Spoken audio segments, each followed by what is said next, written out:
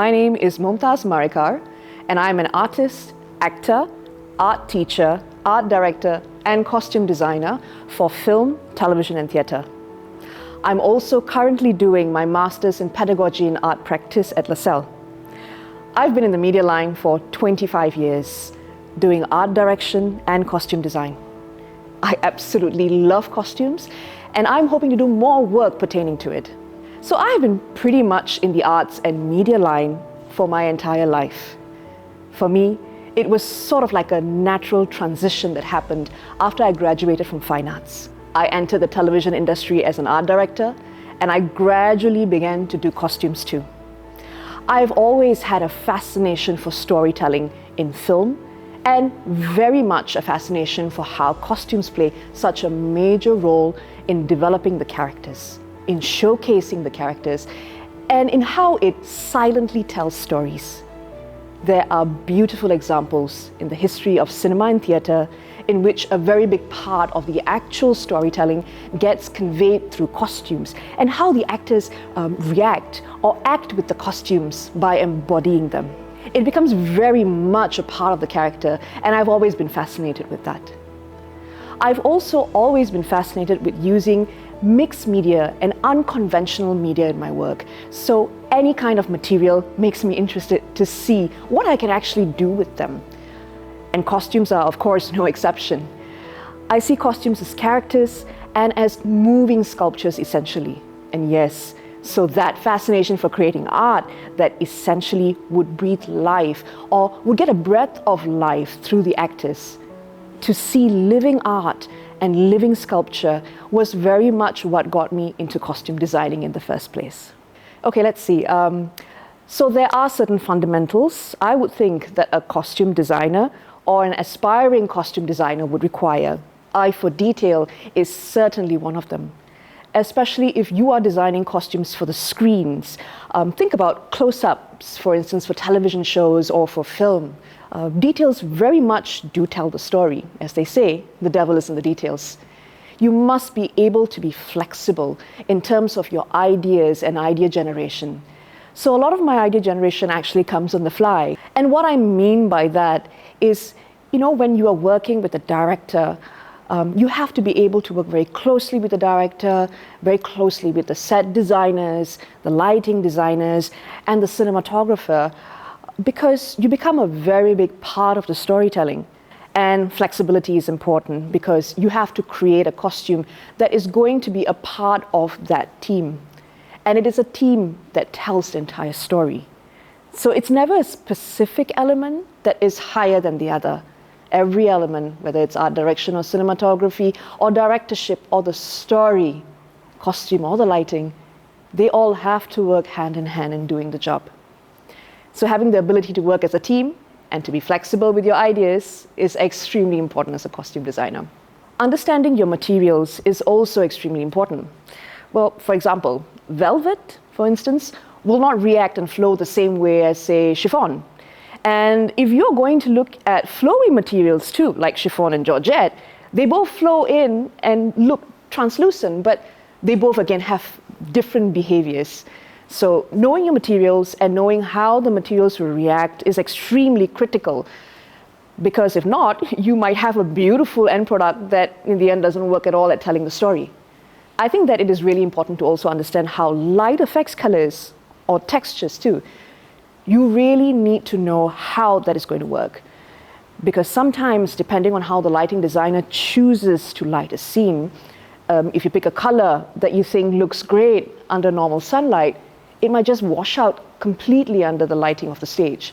So sometimes it works to use a color that, for instance, might look too garish under normal light, but then it looks perfect under the set lighting that they have chosen for the play. You also must be able to understand mobility, because costume designing is about movement too. The costume is not static. It is a dynamic, moving sculpture, and your actor is the author. So understanding your actor and your actor's body and how it moves is also very, very important. If not, again, you would fail. So having a very good working knowledge of anatomy and mobility is also critical. The other thing is also to be able to work under pressure, I think, because, many a times it's about the deadline too, not just the design. So knowing what can be done within the given budget and within the given timeline is important. The most recent one that I did for AGAM Theatre Lab's Animal Farm was a very memorable one because the directors were looking for a very contemporary take on the entire look of the play. It was also a very physical play. It was a musical and the actors were extremely physical. So I had to create costumes that were contemporary, but at the same time reflected the characteristics of each of the animals and had to be very, very durable, wearable, and flexible on stage because they were just moving around so much. So that was a fun project to do. Okay, a little fun fact about how I work. I sometimes create and do problem solving in my dreams. So this project is a good example of that because in my dream, I actually saw Napoleon walk up to me and he was dressed in this khaki colored, sort of like a modified overall to look like a pig. And the interesting bit was that he had all these piercings on him and his nose and his ears, and his hands and feet were painted bright pink. And then he began to wash it all off. So I woke up thinking, you know what? It would be interesting to have the actors' hands and feet painted to show which animal group they belong to. The set and costumes were of earthy industrial tones. So including these bright colored paints would create an interesting visual effect on stage. The actors also were using their hands a lot to act, and the paint magnified that effect on their emotions and emotiveness. Plus, it will also represent the 4 legs of the animals. 4 legs good, 2 legs bad. So the pigs had neon pink paint on their hands and on their feet, and I thought to have them wash the paint off their hands on stage would be very symbolic of them turning more human-like. And plus, it's really very theatrical to watch. As for the nose rings, okay, so in real life, farmers would put nose rings on the pigs that were unruly and would dig the ground up with their snouts. So the rings would essentially hit against their snouts when they try to dig, and it would stop them from doing so. So I thought, yeah, we've got a bunch of very unruly pigs in Animal Farm, so let's put lots of rings on them. Now, I knew that my ideas and methodologies were a bit unconventional, so I was very, very grateful that the directors trusted me in that process.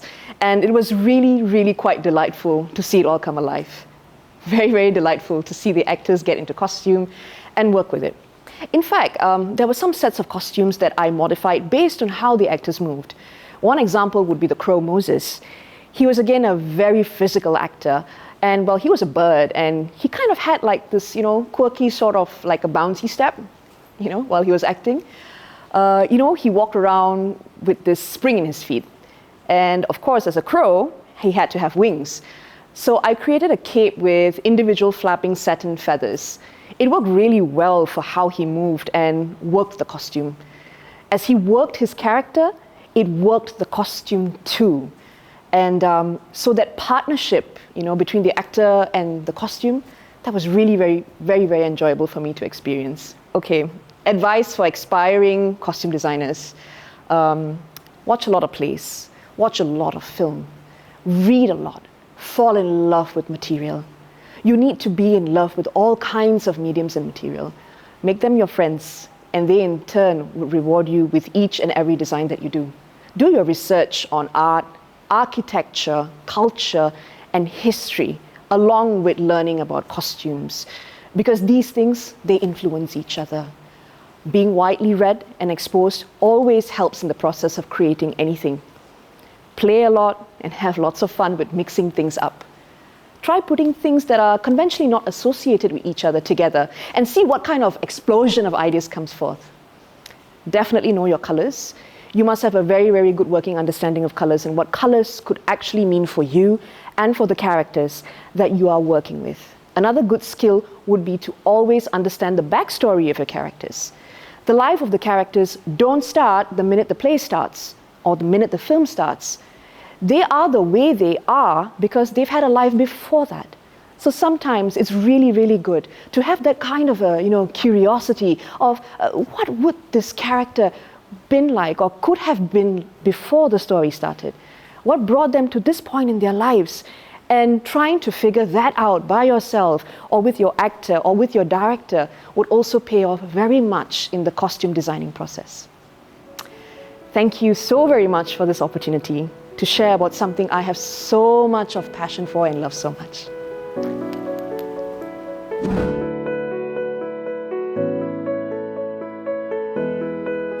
Hello, I am Yeo Hon Beng. I'm a total theatre practitioner for over 25 years. I'm a director, production and technical manager, stage manager, educator, set and lighting designer, etc., etc. I graduated from NUS, double major in sociology and theatre studies. During my internship years, I was attached to the necessary stage as stage manager for the stage version of the teenage textbook, directed by Mr. Kok Heng Luan. From there, I became active, started crewing for multiple plays, and I found myself working as a follow spot operator for December Rains, Singapore's premier Mandarin musical. In my NUS years, I started to produce, direct, design, lighting, and operate for short plays within the campus and public lunchtime plays, which were popular corporate-sponsored cultural programs. I was crawling in cramped catwalks to focus lights, tearing jeans and getting cuts from abandoned broken bulbs, and getting burned by the hot fixtures. My kind of fun. Upon graduation, I started working in the theatre practice under Guo Shen, Mr. Guo Baokun. I covered administration, publicity, ticketing for the main season, public performances, student theatre education program, STEP, community centre tours for community plays, and the finger players, which was started and housed within the theatre practice at the very beginning.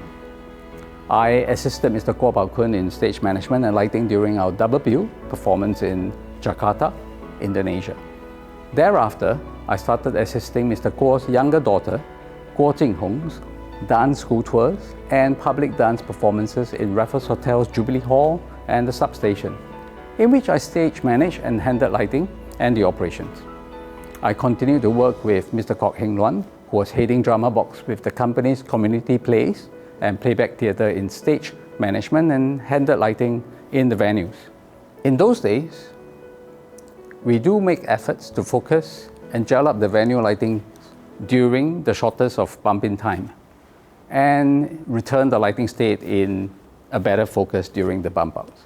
Concurrently, I started freelancing for some audio-video lighting companies, AVL companies, and increased my hands-on experiences in the technical aspects of productions. At the same time, I was approached and provided the opportunities to assist lighting veterans such as Tommy Wong, Ming Teh, Suvan, and Shawan, etc. I'm forever grateful to these veteran friends for their generous sharing and guidance about ethics in theatre and beyond lighting design. I cherish the learning through practical works like reading their hand-drawn lighting plans, cutting color gels, rigging, focusing, and patching the lamps. On the jobs, I learned to do some minor repairs, changing the bulbs, replacing the accessories like gobo rotators and iris. This increased my understanding of the lamp types like the floodlight, Fresnel, profile, ground rolls, etc. I became familiar with the equipment that complements the lighting effects, such as the smoke machine, hazer, dry ice machines. I also had a chance to learn programming with some lighting boards. The new technical lingo like washers, spots, splashes, moving gobos, iris, lens shutters, color gels or filters was a fresh new world to me. I especially look forward to visiting new venues, getting to the high catwalks, focusing the lamps, climbing scaffolds, cherry pickers, ladders, vertical lifts, and scissors lifts. I enjoy lights focusing the most. While I enjoy the creativity to use the least amount of lamps to light the environmental production, Shakespeare in the Courtyard at the Old Singapore National Library, produced and directed by Jonathan Lim of Stages, the first break for me as a lighting designer was in 1999, when I was recommended to light Singapore lyric opera's Die Fledermaus in Victoria Theatre, directed by Australian director Hugh Halliday. It was the first big show by a professional company where I was all by myself as a designer. Thereafter, I was given opportunities to work with various theatre and dance companies like Singapore Chinese Opera Institute, Siong Ling Musical Association, World in Theatre, Theatre Works, Maya Dance Theatre, Mode Entertainment, Ageless Theatre, Bellpoke, Avance Theatre and Language, Toy Factory Theatre Ensemble, Spell Number 7, institutions such as NUS Centre for the Arts Chinese Dance, NAFA Dance, St. Andrews Junior College Drama Club, St. Anthony's Canossian Secondary School's Performing Arts Annuals, and churches, productions, etc. I continued learning from international designers such as assisting David Murray, an award-winning designer for Singapore Dance Theatre's The Red Shoes, or servicing various designers during Singapore International Arts Festivals through AVL support, or studying and experiencing the lighting of international performances when serving as technical manager for the festivals. What are some fundamentals of lighting design? To excel professionally over a period of time, there must be a beaming interest of the content of what I am spending my life on, passion for the arts, and love for the people participating in the arts as creators, production team, sponsors, and audiences. People always comes first, and with so many people involved in each production, mutual respect and communications are key in creating a healthy working environment of creativity. Much commitment and time is required in production meetings with directors and choreographers watching rehearsals, exchanging artistic visions with the design teams, comprehending the performances, making notes and blocking special lighting requirements, preparing the technical plans, have a deep knowledge of the venues, the apparatus, budgets for the equipment, or more often the lack of. Time available for work during the bump-ins, the executions and teamwork in rigging, patching, focusing, and plotting with technical support staffs, rehearsing with stage management and performers, making amendments to cues and entertaining the audience. Being observant, sensitive to the surroundings, people, life, colors, hue, light, shadows, atmosphere, moods, textures, transparencies, forms, stories, movements absolutely help with being a lighting designer. Lots of imagination of how the performance will be experienced by the audience, how the scenes are to be anticipated by the creators, and will I bring a little wonderful surprise into the productions? I must remain open to negotiation, making resolute proposals at times, and manage expectations or establishing compromises with the directors. Patience is a plus. Willingness to work long hours, intensity with reasonable amount of pressures in lighting planning and during setup and tear down, and being able to handle stress in managing time and technical progress. Most production full-run rehearsals are only ready for viewing by the lighting designer very close to the bump-in or the expected deadline of the submission of lighting plan by the venue operators.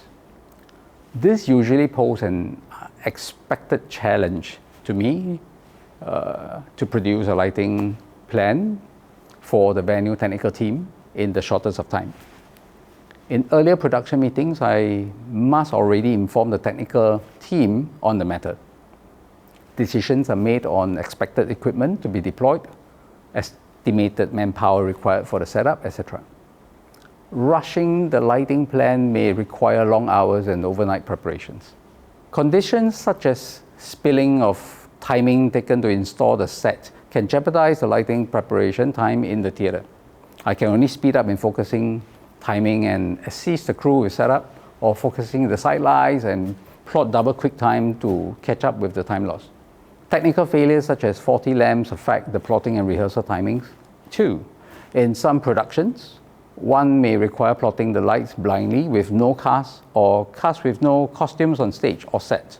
So we may deploy crew or set chairs to simulate the cast and to utilize my experience on the matter.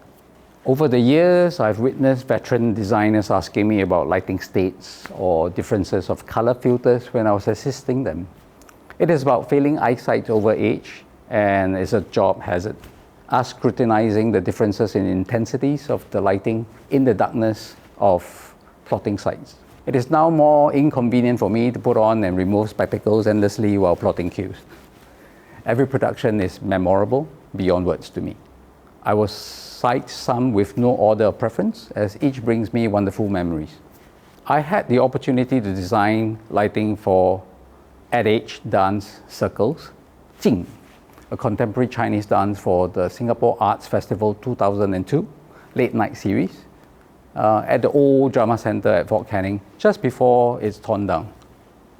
While operating the lighting that I designed for a play, Epitaph for the Whale at Toy Factory Theaterette, which is on the 3rd floor of the old shop house, I had to put out sparks and fire from a faulty practical dimmer. I managed to continue to complete the show with adjustments to the lighting operations. I was honored to be invited to design lighting for 3 different renditions of A Nation in Concert, produced by Spaces, a volunteer organization headed by a friend, Jerry, who was the forerunner for inclusivity and charity. Each production over the years included hundreds of performers of varying special needs. I'm so proud of everyone who contributed most lovingly in more ways than one to share the magic of the stage with all the clients while achieving so much over the years beyond charity. I was co-director with Richard Chua and lighting designer for the Little Red Shop's Mandarin play, Generations, inside a classroom with a 1-cage room set at Tapek, Telok Ayer Performing Arts Centre, which is already torn down. The creative usage of projection, hidden practical lamps, floods, and bulbs within the set created the texture and depth of lighting. Being a show director, lighting designer, and stage manager for one of my music idol, Kevin Kern, produced by my secondary school friend and owner, James of Mode Entertainment, concert at the Star Theatre was extra special. I was both a professional and a fan. I cannot help myself to queue for his autograph of my CD album, gifted to me by my theatre studies classmate Wendy during my NUS days. So many dots are connected. In AGAM Theatre Labs, Ray Soma, another biopic. Different lighting equipment were specially selected for usage to suit the historical timings and the spaces. Floodlights and parkens were used for the powerful and rawness of street theatre by the temple in India, while audience were lit to have an immersive experience. Tungsten lamps were used for the rustic Indian town and nostalgic Singapore, while moving lights were utilized in the theatrics of modern era in Singapore. I'm blessed to travel with stages to Perth, Maya Dance Theatre to Adelaide, Little Red Shop to Taipei in Hong Kong, Effendi and team to Kerala, in multiple capacities and being lighting designer as well. For A World in Theatres play, Playground Injuries at Goodman Art Centre Black Box, I planned that within every scene, there was a fraction of red light layered to hint of the protagonist's injurious encounters with his beloved. And at one climax of the play, I revealed the red lights combining and forming a red cross over the hospital bed during a major accident suffered by the lead. One of the unique experiences while managing and lighting design for Grey Festival, organized by Raka Maitra at the substation, featuring choreographers, dancers, and musicians from around the world. I had to design, rig, and focus daily overnight because each night presented new performances. It was always special to light for Tamil theatre companies and directors. In Tuyil by Sidfi, directed by Salim, I ensured that the lighting become the guiding force to lead the audience in scene changes. I especially love the effects of the backlights penetrating through the cotton-in pillows in the sets to create the dark turmoil that haunted the character. There was Murasu, local historical epic on the biopic of K. Saragapani, directed by Ganesh. There is the mesmerizing ending scene of the epic Taj Mahal by Ravindran Drama Group, RDG, directed by Selva, where the set Taj Mahal majestically emerged downstage towards the audience, transiting time and seasons in an array of varying lights to its purest beauty and purity in glorious white. There are a lot of opportunities and lighting courses provided by various vocation institutions, polytechnics, art colleges and universities, both local and international, for aspiring lighting designers. The number of productions, concerts available in performance venues, and videos and films on the internet are incredible resources to watch and research and learn from. Of course, there are the old school but evergreen books to browse and read from. Having a positive attitude, staying playful and experimental, being open to learn and share the knowledge, all these will aid everyone who chooses to cast the light for the arts until our final curtain call and blackout in life.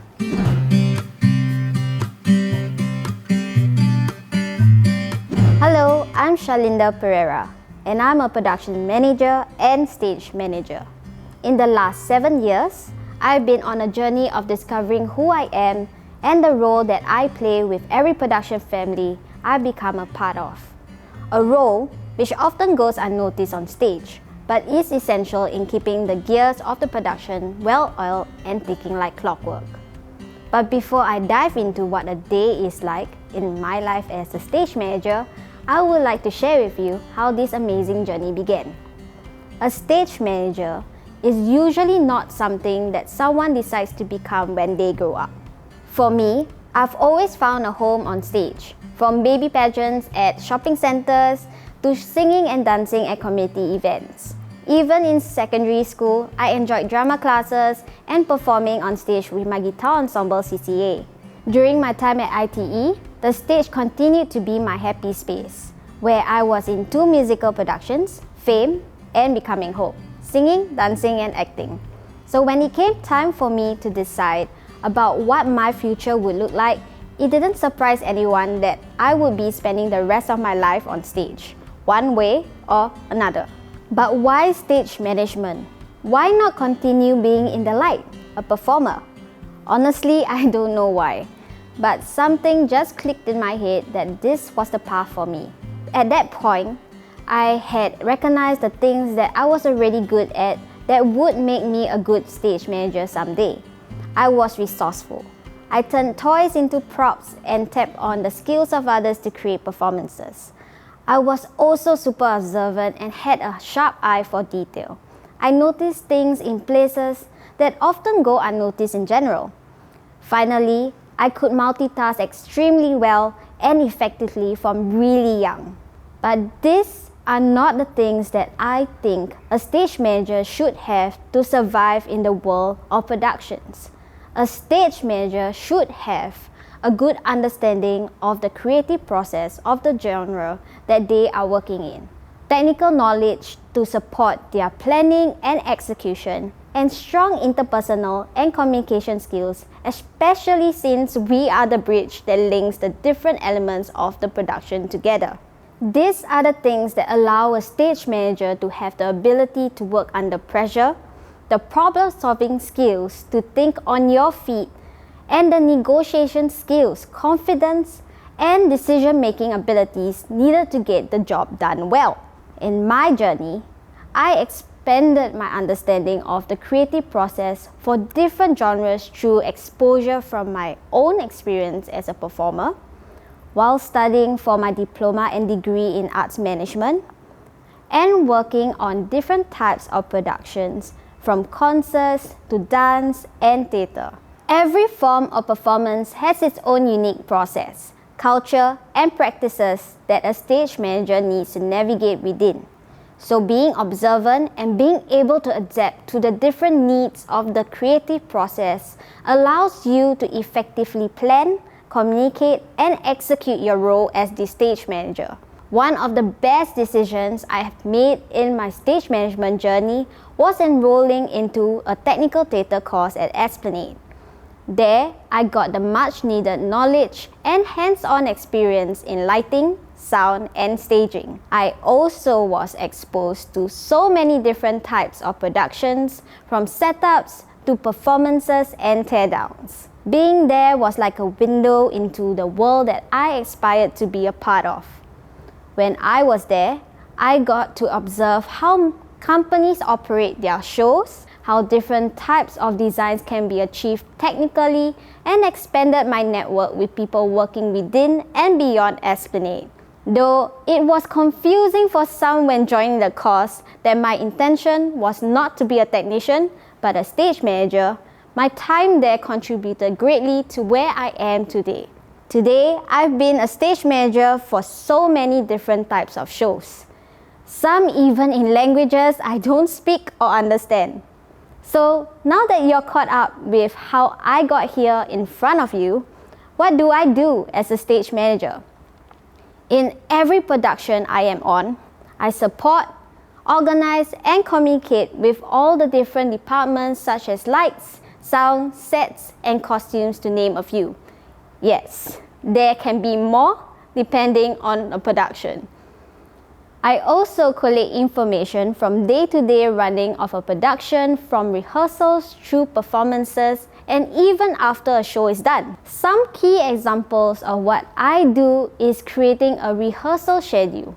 This is a timeline to achieve the director's needs in his creative process. I also manage furniture and props during the rehearsal and show runs with my team.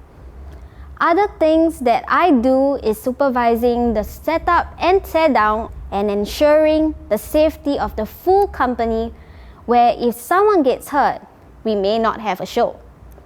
Finally, I create a prompt script, which is a compilation of notes on actors' cues and requirements for props, lighting, and sound, essential to cue the lights, sound, and set changes during performances. So where did this passion all begin? One of my first productions was as a stage manager on a show called The Greatest Treasure in the World. It was not on stage, but within a gallery exhibition at the National Museum of Singapore in 2016. I was still in my diploma, and the director had phoned me if I was interested to take on the project. At that time, I had mostly only worked in events like F1 and conferences from my time in events management. And I remember her saying, "Your resume don't have much experience in stage management, but if you want to learn, I will guide you." Of course lah, if the opportunity presents to you like this, I'm sure there's no one that would say no. Looking back, it was not a regular production. It was just me, the director, a playwright, actors, and a musician that move around the space.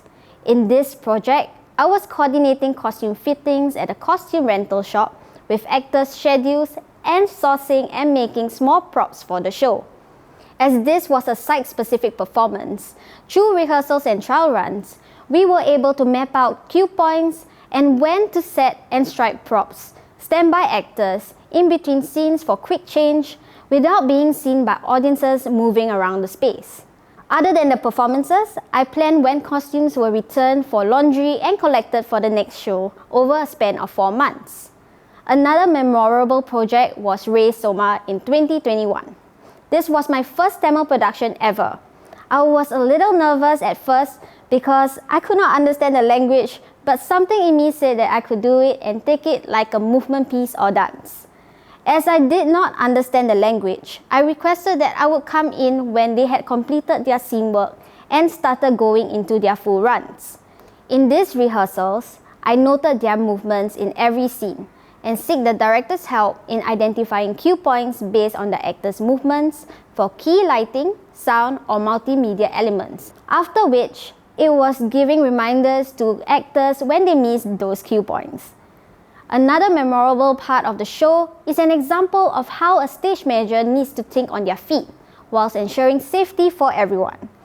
During a rehearsal in the theatre, a parkan light bulb had shattered overhead.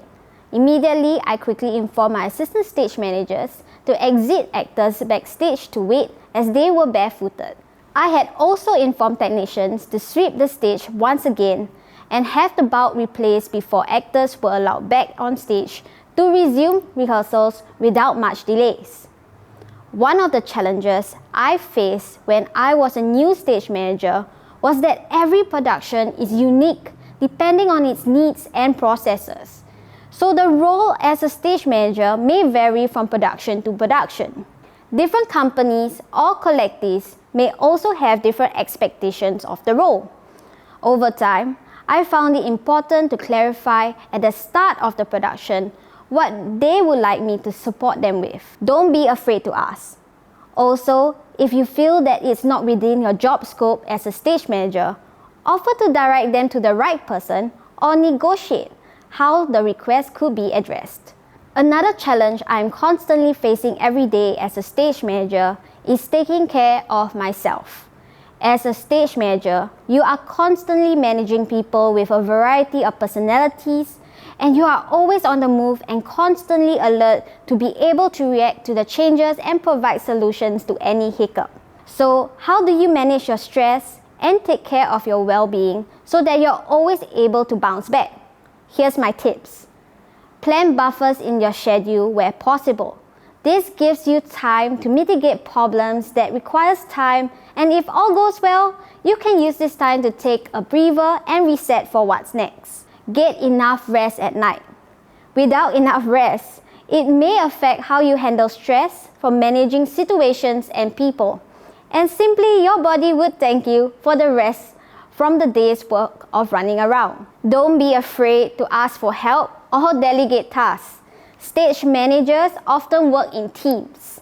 Delegate responsibilities to your assistants and stagehands when necessary so that it would free up bandwidth for yourself and you can take a step back to take a look at the bigger picture. So remember to look out for yourself so that you can look out for everyone else and keep those production gears turning smoothly. Most importantly, like how each production is unique, each stage manager is unique in how they want to execute their role to serve the needs of each production. Even for me, over time with more experience, I find new ways to make myself more efficient as a stage manager. Up and beyond, love what you do always. Thank you for journeying with me.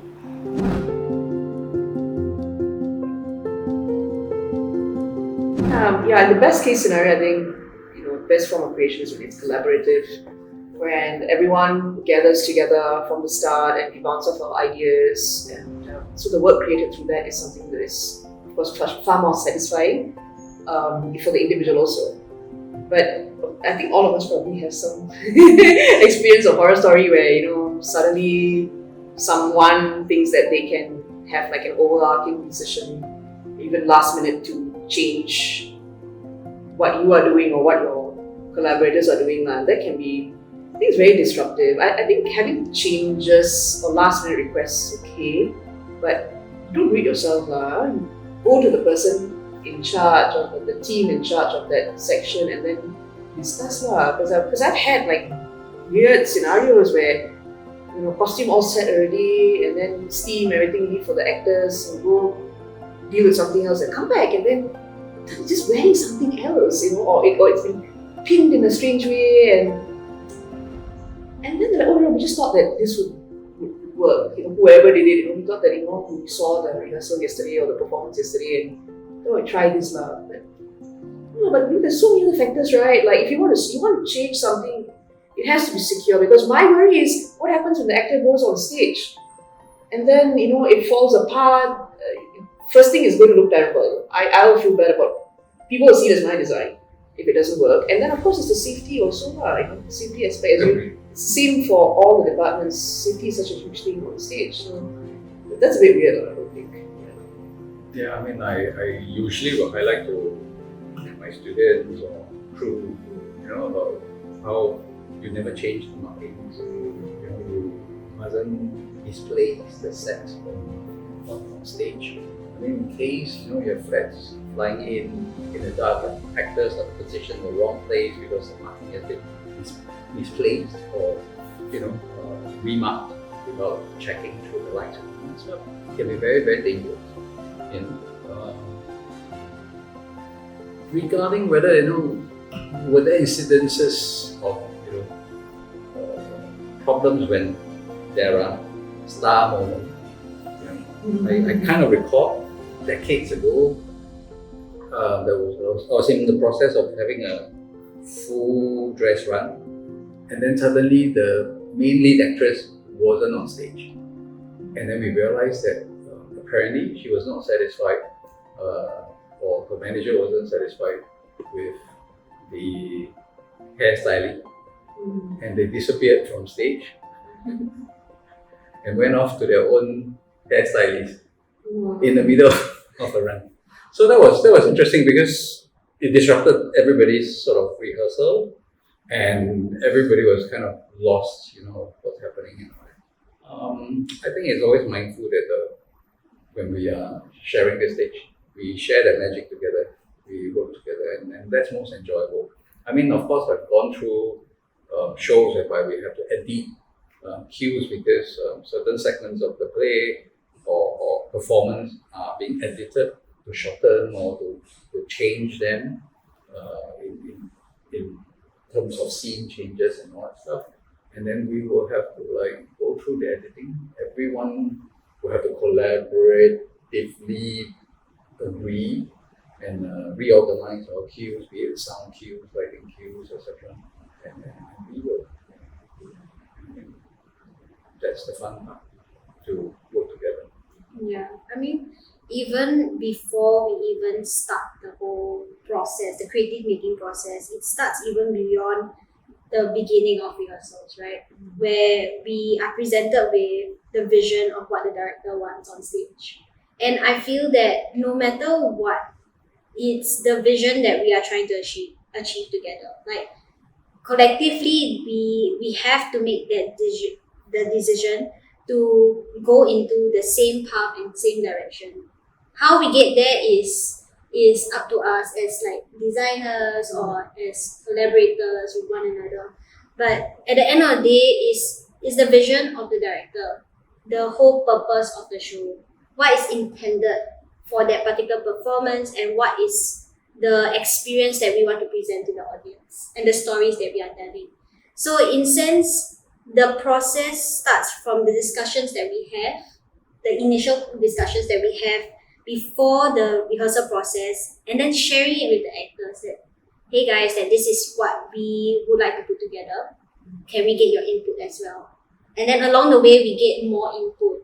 And then we change the designs, we adapt the designs to move towards that goal, that vision that the director has for that particular piece. So I think navigating everybody's point of design, that means where they want to input and what their opinions are, is something that we need to balance with one another. We take turns to input what we think would best present that particular scene for that particular movie. So to me, there's no way that you can fight that theatre is not collaborative. It is collaborative. If it's not collaborative, there will never be a show. Because theatre is not done by one person. Even though it's following one person's vision, which is the director's, it cannot be achieved by just one person. Yeah, if not, that person can just go into basking. It's different already. Because things won't move if we don't work with each other, we don't communicate each other. Yes, safety is one. But even if you follow all the safety reasons and restrictions within each section, at the end of the day, will it look nice if it's not collaborative? Yeah, will you tell the same story if everybody's on their own trip? That kind of thing. So, to me, there's no fighting it. Theatre is collaborative. Any theatre making or performance making process is collaborative because of all the people that is required to make that particular production happen. And not just the actor, not just the director, but every single one, including the front of house, including the marketing people. All of them come together to make that one vision, to create that work. Collaboration.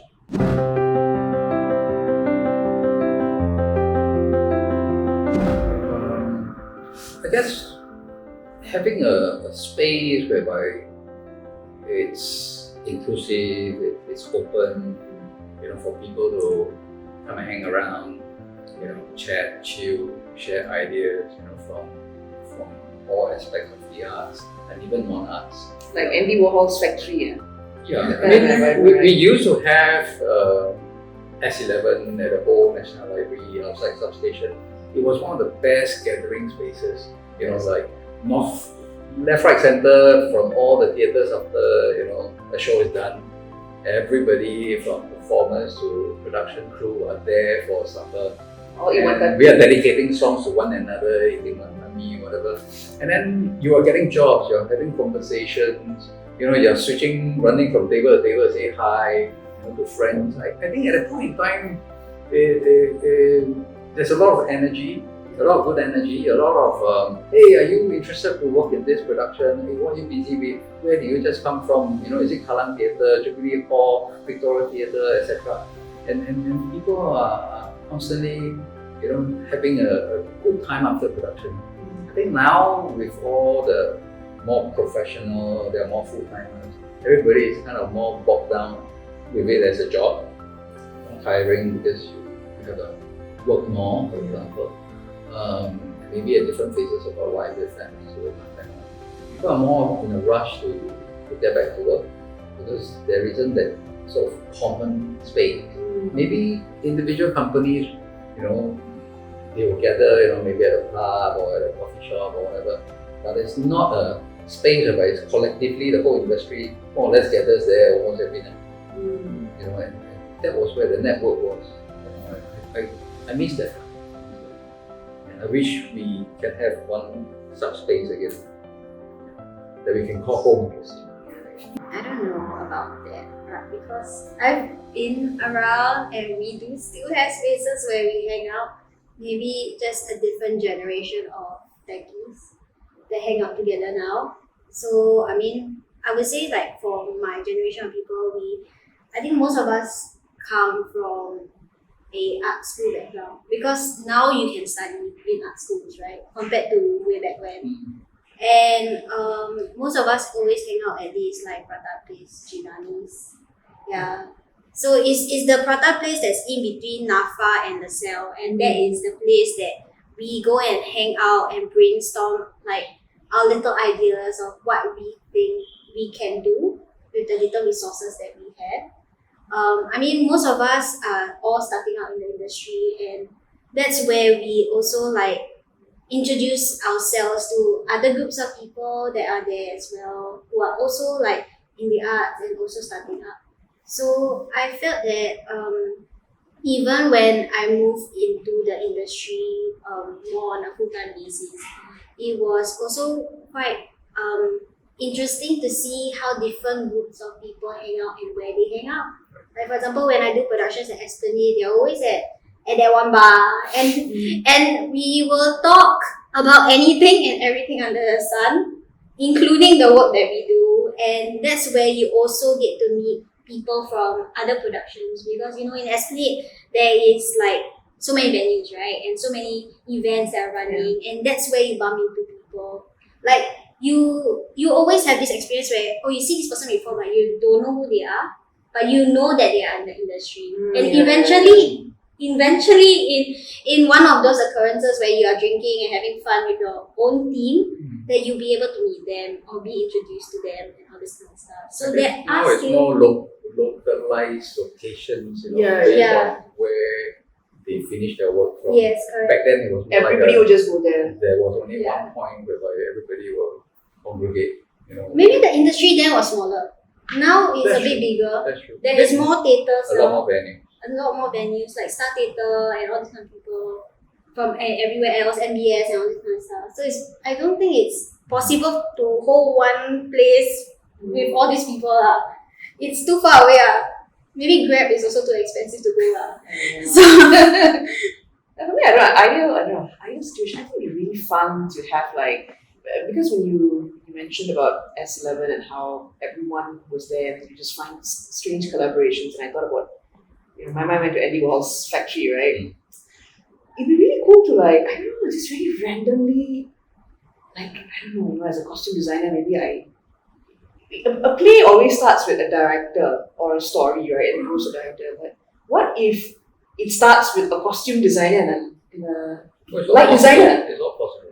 What if a light designer and a costume designer collaborated and came up with just something visual that had no story behind it? It's just this visual, like stills almost, of ideas. And then through that we work, maybe get a director in, and collaborate that way and just make art, you know what I mean? I like stuff like that. It's highly possible to create this way. It's just that that process has got to be interpreted on paper for application and submission. So you probably have to reverse engineer this process. At some point in time, you will probably have to finish working it and then have a very clear idea. That means it's actually a product already before you submit. But then that comes the idea of all of us as artists willing to work without the confirmation of venue for performance, or if there is a budget, or if there is actually any fees involved. Of course, some artists, I think over the years, we collaborate that way, with or without, actual money coming in and all that stuff. I think it takes that group of special friends and respectful, artists to figure if they're willing to invest the time. It's like a passion project, I suppose. Yeah. But that is actually ideal, Yeah. I mean, that's the whole concept of freedom in artistic expression, investigation, and experimentation. It is definitely, and I think having that kind of opportunities, or creating that kind of opportunities in situations will actually that's how you give birth to, I would say, new genres or new avenues of what theatre or art or film can be, right? Because you open up a crack on the boundary, on the wall, and then you just venture out, and then it kind of spills over and creates history. These kinds of things. Then I think we can talk about such things after this interview. Yes. Because I've been sharing some ideas about it.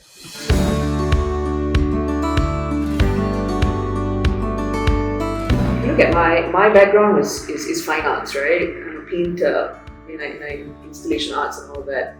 But then I did not see making that transition. In fact, it happened immediately. I finished my degree, and then before I even finished, I was doing art direction for television.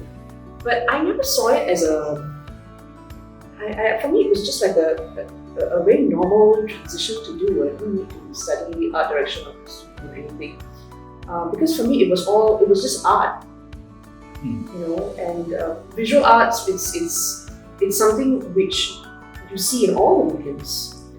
In all the mediums. It's just that it's a different platform that you work on. But I saw it as what to me was more important. I don't see the point of, to put it this way, let's say you were really, really good at using the machine and sewing all these intricate designs and costumes and all that.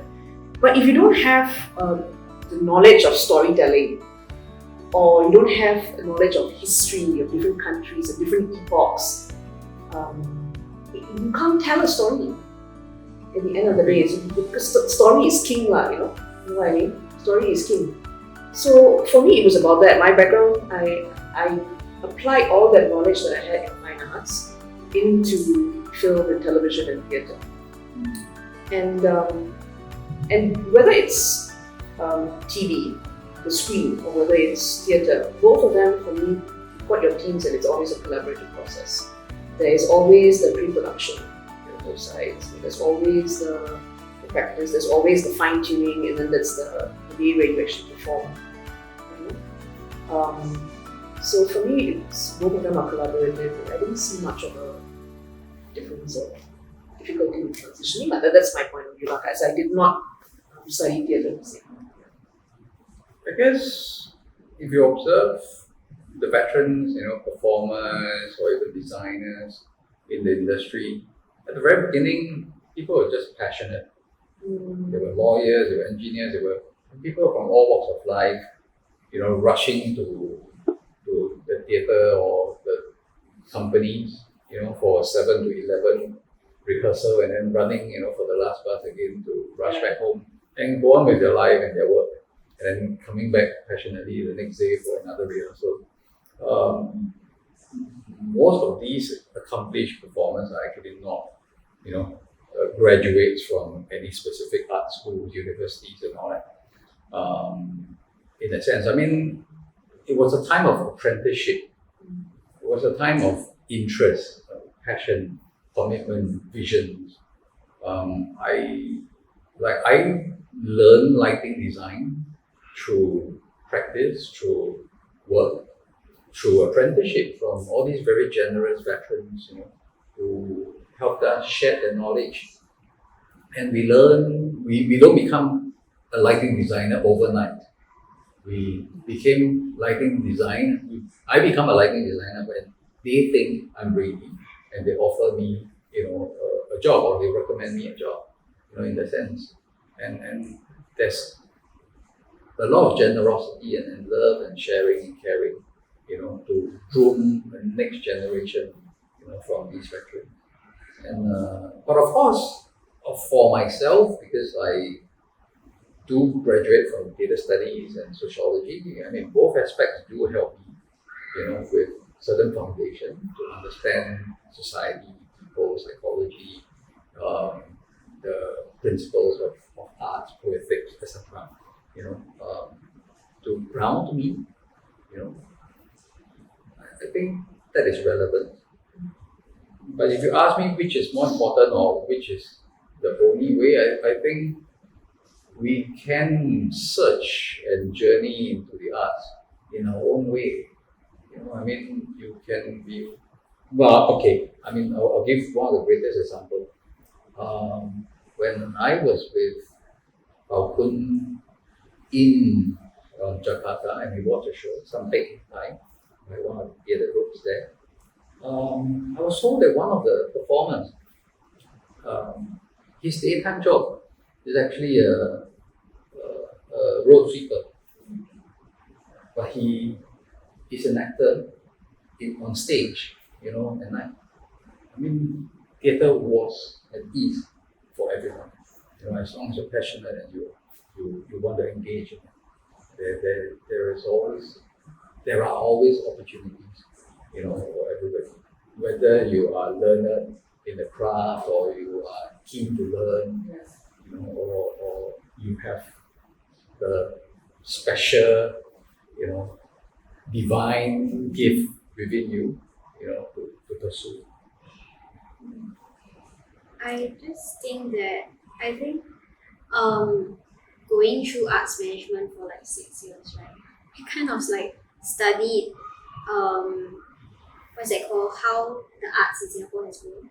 Like you said, in the past it's always been people who had day jobs and they had this passion and they're putting in hours after work to make those artworks. We are meeting people who I would say that this is not their main life goal, and they are putting talents that they are gifted with and bringing it all together on stage and presenting the stories that they want to tell about themselves, about their community, and sharing that with the different types of audiences that we have in Singapore. There were also a lot of unsung heroes that were part of the production team, part of the administrative team of all these growing or developing companies at that point in time. I mean, along the way, they have moved on and maybe not become part of the professional company, but they were not the ones that are performing, nor are in the creative side,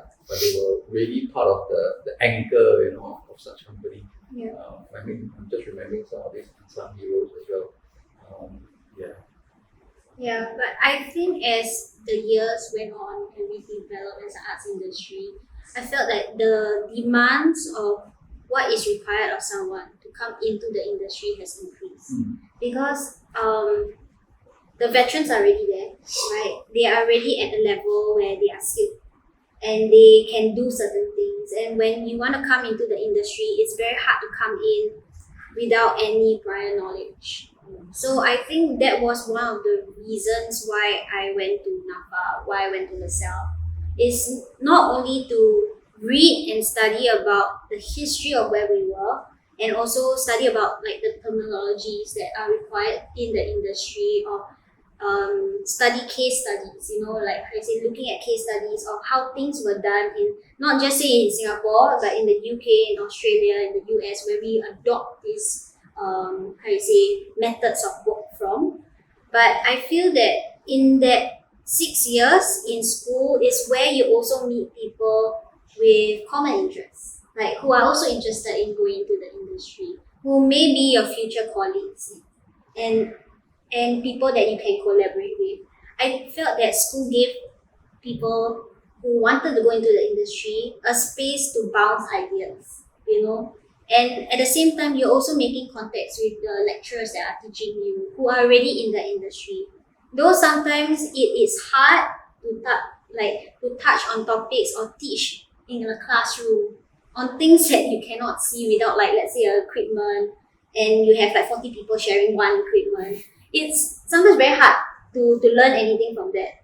But even going through the process, or at least hearing the words before, like, for example, oh, this is a parcan, and this is a sewing machine, these are the needles that you need to put in, how you thread it, that kind of thing.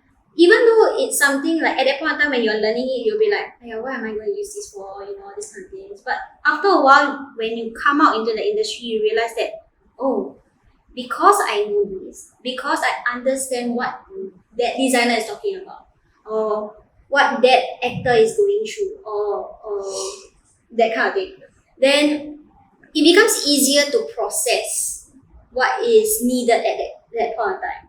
So I guess going through school first gave you the basic knowledge of how the world operates already, because the world that we are going out to is far more advanced than what you used to be.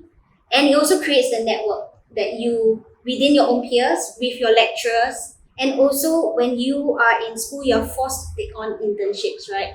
You're forced to link up with the greater world that is outside. Forced. No, forced. Not forced. All the club come out already. No, it's forced. It's really forced because it's part of a module, I right? think then that is part of the course. Yeah, it's part of the course lah. I mean, forced because They want to create that. I mean, part of it is also having that practical knowledge, right, of taking the theory, and it's very different when you swim in the pond. Yes, correct. So in a way, they by asking you to take up the internship, it's testing waters lah, so that Allow you to feel the Yeah. industry, allow you to network with the people, and at the same time to allow you to understand whether are you up for it, in a since way. you have experienced it firsthand. I mean, I think I learned the most during my internship, during my NUS years with TNS, and that was how it got me kicking and going. But why I say force is because if I was not in school, why would I do it? That's true. It's like because I'm stipulated at this point of time to make time to go out into the industry. I think your generation is a privileged generation. Yeah. I mean, with education easily available, options being there, local and international. I think it's great. I mean, we wish that we also have such systems or already such institutions at a point in time. Didn't we had to do it So on that- the job lah. Yeah, we were the kind of generation that have partial, and then perhaps if we really wanted and are interested, like my juniors from theatre studies would then pursue a degree in lighting design in Hong Kong, university and all that. You go overseas to pursue when it was not available yet in Singapore. I mean, now it's really a class that across the system, institutions, polytechnics, ITEs, universities, and all your arts institutions, there are already courses that are formatted to groom you all and prepare yourselves, for the industry. But I'd like to add that having come from an art school, right, there are things that we learn that sometimes are obsolete. Because they are based on what has been done before.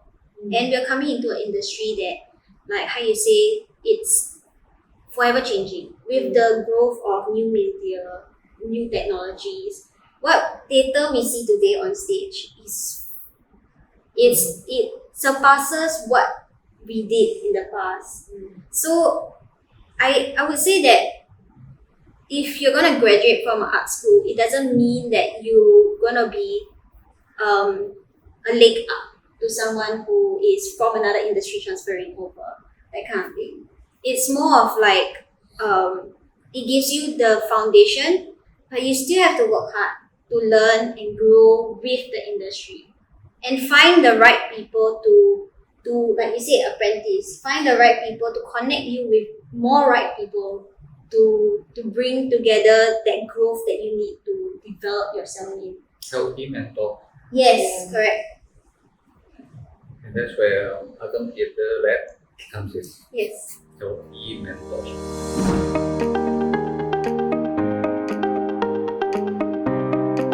For myself, I guess my calling into the arts is always about people. The arts is basically the means and the end is basically the people. So regardless of which work I work in, it's really about the relationship between people. To build up that respect, that understanding, that joy to work together, to create together, to impart and share our knowledge in the technical or the creative aspects, but as well as sharing each other's life, become friends, beyond theatre. Like a lot of my ex-students are actually my closest friends now. I'm like babysitting their children now, become family friends and all that. And I think people is always, priority within my heart. And arts was just that medium for me to meet and reach out to people and make friends with, from audience to collaborators, to students. I guess it's interesting that, you mentioned people, and every day it's about people for you. And I don't know, for me looking back, right, looking at how I am made up as a person, I think I'm always very interested in existence and the emotional quality of what it means to exist. I think that's something that all of us share, whether we consciously contemplate it or whether we don't. It's something that every human being shares. And very early on, I found that I was always very interested in the expression of something emotional on a very visual level. Like how a flower, for instance, I have a memory of a child when I was in kindergarten and I was sick, and I noticed that the morning glories on the fence in my house would bloom in the morning, and then it was in the afternoon, right? I was there and I realized that they were shriveled and I thought they would die. And it was like a very emotional thing for me, and I started crying and said, our flowers all die. Then my mother laughed at me and said, no lah, there's some morning glory, only morning will open. I was like, So because I was sick and couldn't go to school the next day, I sat down by the swing, refused to move, because I wanted to see if that was indeed the case, right? That it did this performance of opening and then closing. And that kind of like, I find that kind of like carried on into art making for me. And art making for me was about what it meant to be human and about what emotions were about. So how does a color convey an emotion? Or how does the flap of a fabric say something? Or what does the design of this piece of chair actually mean when it's put in this space, and how it changes the narrative when it's placed in another space? For me, that is magic. And I think it's something that you would see in any kind of art form. The story and the emotions behind it, and how that links all of us as beings.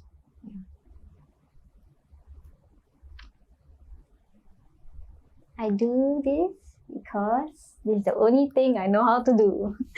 And I love doing it because, I've ever once shared that during COVID, when we didn't have audiences, And even though we were filming the same performance, it didn't feel right.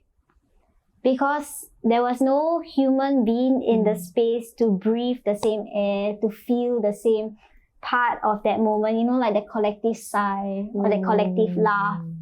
I feel that the only reason why I do live performances is because of the people in the space. The exchange of energies. Yeah, the exchange of exchange of energies from the stage to the audience and even in the control room. Yeah, that is the, you know, the immediate satisfaction you get from all the hard work you put into the pot, you know, and then all these things that come together. It's just that feeling. And the magic of theatre being live, Yeah. that anything can go wrong, and that's where the stage manager comes in Yeah. to call the right cues or to rectify the issues. Yeah, the You adrenaline. miss that, right? Yes, the adrenaline, you know, waiting for a possible fuck up. Possible screw up. Yeah, I think it's the adrenaline of going through the process of having every moment be its one chance to make it right. And you're always anticipating where it will go wrong. But at the same time, I mean, you know you don't want it to go wrong, but you anticipate that if it does, this is what you're going to do. But many a Yeah. times, actually, I think within production, you know, from cast to crew, we know that there are things that doesn't go smoothly per show. There's never this perfect show. Yeah. And the joy and the beauty is the discussion of how we rectify it or how certain surprises pop up, you know, etc. The happy accidents. And those actually are more memorable. They are. Correct. Yeah, I mean, maybe to sum it up, one of the most memorable moments, you know, I mean, for myself, I think I mentioned in earlier on about A Nation in Concert, whereby we include hundreds of participants with special needs.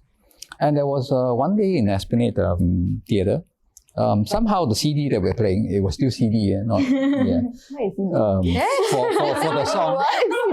It was CD for music, and somehow it kept tripping, and it was a finale. And because of that technical error, we would have thought that, you know, it's going to be a terrible, terrible ending. But somehow the cast and all these participants rose to the occasion. They sang without the music, and it became a standing ovation. And so sometimes I think, you know, we over rely on technical smoothness and all the technicalities of how theatre should be perfect. I think the most important is the human spirit. Absolutely. And the whole exchange of energy that people can understand and appreciate, you know, that moment. Yeah. That the human factor is really key. You know, everything else is just a support.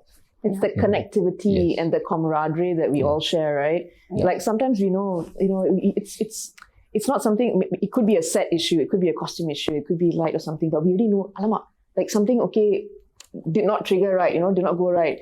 And then that moment when suddenly you have 3 or 4 people, right, who are not in your department, whatever, run backstage to add on something or to help, you know, and then it just goes on, it's pure magic. You know, it's those moments mean a lot. Yeah, and those are it requires some things to kind of go wrong for it to happen, for us to cherish. Yeah.